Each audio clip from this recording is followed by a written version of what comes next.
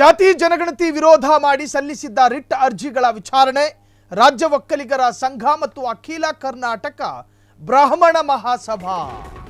ಜಾತಿ ಜನಗಣತಿ ವಿರೋಧ ಮಾಡಿ ಸಲ್ಲಿಸಿದ ರಿಟ್ ಅರ್ಜಿಗಳ ವಿಚಾರಣೆ ಲಿಂಗಾಯತ ಮಹಾಸಭಾ ಸೇರಿ ಅಖಿಲ ಕರ್ನಾಟಕ ಬ್ರಾಹ್ಮಣ ಮಹಾಸಭಾ,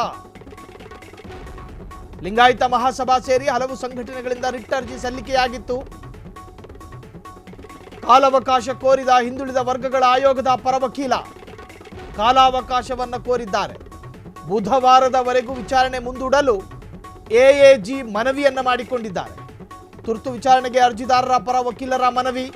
ಹಾಗಾಗಿ ಮನವಿಯಂತೆ ಅಡ್ವೊಕೇಟ್ ಜನರಲ್ ಇಲ್ಲದ ಕಾರಣ ವಿಚಾರಣೆ ಮುಂದೂಡಿಕೆ. ಅಡ್ವೊಕೇಟ್ ಜನರಲ್ ಸರ್ಕಾರದೊಬ್ಬರು ವಕೀಲರು ಇರುತ್ತಾರೆ. ಈ ಸಂಬಂಧ ಕೇಂದ್ರ ರಾಜ್ಯ ಸೆನ್ಸಸ್ ಕಮಿಷನರ್ಗೆ ನೋಟಿಸ್ ಕೊಡಲಾಗಿದ್ದು, ಹಿಂದುಳಿದ ಆಯೋಗಕ್ಕೂ ನೋಟಿಸ್ ಕೊಟ್ಟ ಹೈಕೋರ್ಟ್. ಹಿಂದುಳಿದ ಆಯೋಗಕ್ಕೂ ಕೂಡ ನೋಟಿಸ್ ಅನ್ನು ಕೊಟ್ಟಿದೆ ಹೈಕೋರ್ಟ್. ಸೆಪ್ಟೆಂಬರ್ 22ನೇ ತಾರೀಕು ಎಲ್ಲ ರಿಟ್ ಅರ್ಜಿಗಳ ವಿಚಾರಣೆ ನಡೆಸಲಿರುವಂತಹ ಹೈಕೋರ್ಟ್ ಅತ್ಯಂತ ನಿರ್ಣಾಯಕ ದಿವಸವಾಗಿ ಮಾರ್ಪಡಲಿದೆಯಾ? ಜಾತಿ ಜನಗಣತಿ ವಿಚಾರವಾಗಿ ನಿಮಗೆ ಗೊತ್ತಿರಬಹುದು, ಜಾತಿ ಜನಗಣತಿ ಎಷ್ಟರ ಮಟ್ಟಿಗೆ ರಾಜ್ಯದಲ್ಲಿ ಕಿಚ್ಚನ್ನು ಹಚ್ಚಿದೆ ಅಂತ ಕೇಳಿದ್ರೆ, ಪ್ರತಿ ಗಲ್ಲಿಗಳಲ್ಲೂ ಕೂಡ ಈಗ ಜಾತಿ ಜನಗಣತಿಯದ್ದೇ ಮಾತು.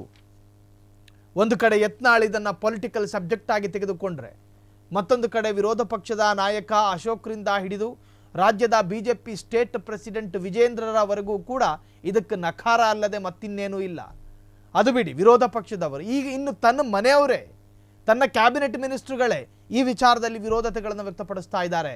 ಇವೆಲ್ಲವನ್ನು ಗಾಳಿಗೆ ತೂರಿ ಮಳೆ ಬಂದರೂ ಬಿಸಿಲು ಬಂದರೂ ಎಮ್ಮೆಗೆ ಯಾವ ತೊಂದರೆಗಳು ಆಗಲ್ಲ, ಅದರ ಗಮನ ಭೂಮಿ ಮೇಲೆ ಇರುತ್ತೆ. ಹಾಗೆ ಸಿದ್ದರಾಮಯ್ಯನವರು ಯಾವುದಕ್ಕೂ ತಲೆ ಕೆಡಿಸಿಕೊಳ್ತಾ ಇಲ್ಲ. ಜಾತಿ ಜನಗಣತಿ ವಿರೋಧ ಮಾಡಿ ಈಗ ರಿಟ್ ಅರ್ಜಿಗಳ ವಿಚಾರಣೆ ಇತ್ತು. ಆದರೆ ರಾಜ್ಯ ಒಕ್ಕಲಿಗರ ಸಂಘ, ಅಖಿಲ ಕರ್ನಾಟಕ ಬ್ರಾಹ್ಮಣ ಮಹಾಸಭಾ, ಲಿಂಗಾಯತ ಮಹಾಸಭಾ ಸೇರಿ ಹಲವು ಸಂಘಟನೆಗಳಿಂದ ರಿಟ್ ಅರ್ಜಿ ಸಲ್ಲಿಕೆಯಾಗಿತ್ತು. ಆದರೆ ಕಾಲಾವಕಾಶವನ್ನು ಕೋರಿದ ಹಿಂದುಳಿದ ವರ್ಗಗಳ ಆಯೋಗದ ಪರ ವಕೀಲರು ಇನ್ನು ಬುಧವಾರದವರೆಗೆ ವಿಚಾರಣೆ ಮುಂದೂಡೋದಕ್ಕೆ ಎಎಜಿ ಮನವಿಯನ್ನು ಮಾಡಿಕೊಂಡಿದೆ. ತುರ್ತು ವಿಚಾರಣೆಗೆ ಅರ್ಜಿದಾರರ ಪರ ವಕೀಲರ ಮನವಿ. ಅಡ್ವೊಕೇಟ್ ಜನರಲ್ ಇಲ್ಲದ ಕಾರಣ ವಿಚಾರಣೆ ಮುಂದೂಡಿಕೆಯಾಗಿದೆ. ಈ ಸಂಬಂಧ ಕೇಂದ್ರ ಮತ್ತು ರಾಜ್ಯ ಸೆನ್ಸಸ್ ಕಮಿಷನರ್ಗೆ ನೋಟಿಸ್ ಅನ್ನು ಕೊಡಲಾಗಿದ್ದು, ಹಿಂದುಳಿದ ಆಯೋಗಕ್ಕೂ ನೋಟಿಸ್ ಕೊಟ್ಟ ಹೈಕೋರ್ಟ್. ಸೆಪ್ಟೆಂಬರ್ 22ನೇ ತಾರೀಕು ಎಲ್ಲ ರಿಟ್ ಅರ್ಜಿಗಳ ವಿಚಾರಣೆ ನಡೆಸಲಿದೆ ಘನ ನ್ಯಾಯಾಲಯ. ಕರ್ನಾಟಕದ ಎಲ್ಲ ಪಕ್ಷಗಳ ಕಾರ್ಯಕರ್ತರಿಂದ ಹಿಡಿದು ದೊಡ್ಡ ನಾಯಕರುಗಳವರೆಗೂ ಕೂಡ ಸೆಪ್ಟೆಂಬರ್ 22ನೇ ತಾರೀಖಿಗೆ ಕಾಯ್ತಾ ಇದೆ. ಕ್ಷಣ ಕ್ಷಣದ ಸುದ್ದಿಗಳಿಗಾಗಿ ಫ್ರೀಡಂ ಟಿವಿ ಸಬ್ಸ್ಕ್ರೈಬ್ ಮಾಡಿ, ಲೈಕ್ ಮಾಡಿ ಹಾಗೂ ಫಾಲೋ ಮಾಡಿ. ಹೊಸ ಸುದ್ದಿಗಳ ನೋಟಿಫಿಕೇಶನ್ಗಾಗಿ ಬೆಲ್ ಐಕಾನ್ ಮೇಲೆ ಕ್ಲಿಕ್ ಮಾಡಿ.